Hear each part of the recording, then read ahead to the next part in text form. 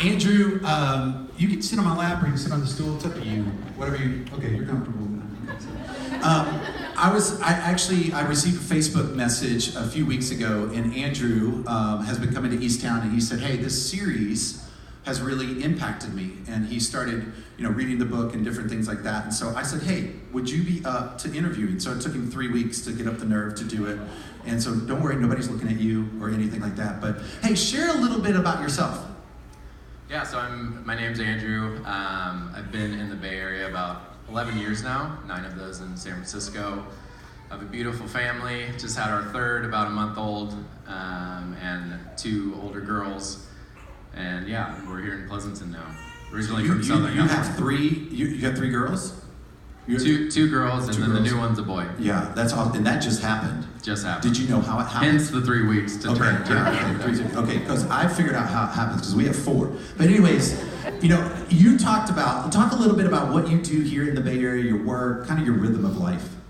So I still work in San Francisco, and I work in online advertising, so I don't condone any of the messaging of put your phones down and don't advertise. Right. So it's paying the bills, so keep doing that.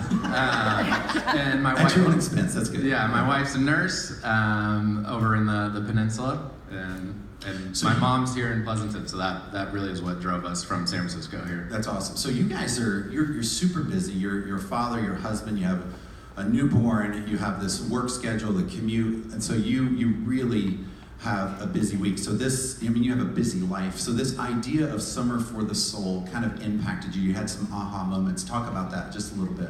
Yeah, I think just a baseline is it was super helpful to pull that word soul and isolate it and really unpack it, because I think it's just a word that is so overused and misused, and it's just so diluted in society and our culture that it was very helpful to kind of pull it out in the context as a follower and a believer in Christ and what the word says about it, and just the concept of how it integrates across your mind, your body,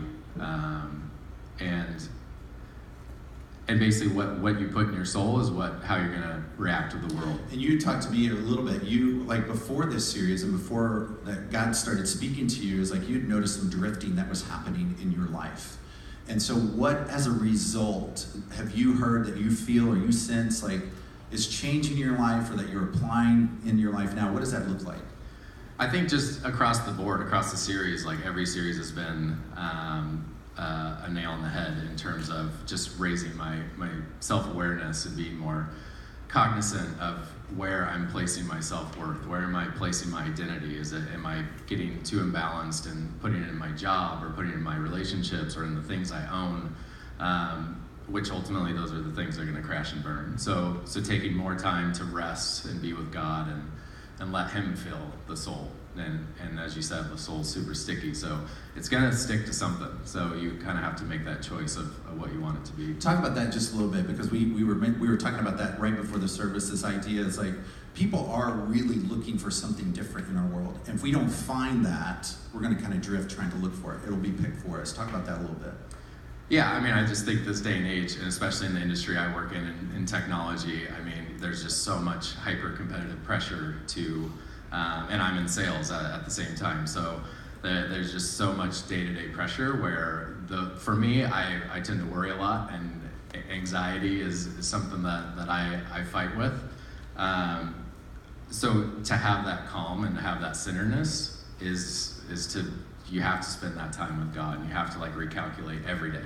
You don't just make the decision that, okay, God's going to fill my soul and everything's awesome. Yeah, and it's a journey, isn't it? It's not just a one-time decision. It's a waking up every single day and saying, okay, I'm going to make a decision, to care for my soul and acknowledge, what I'm pursuing.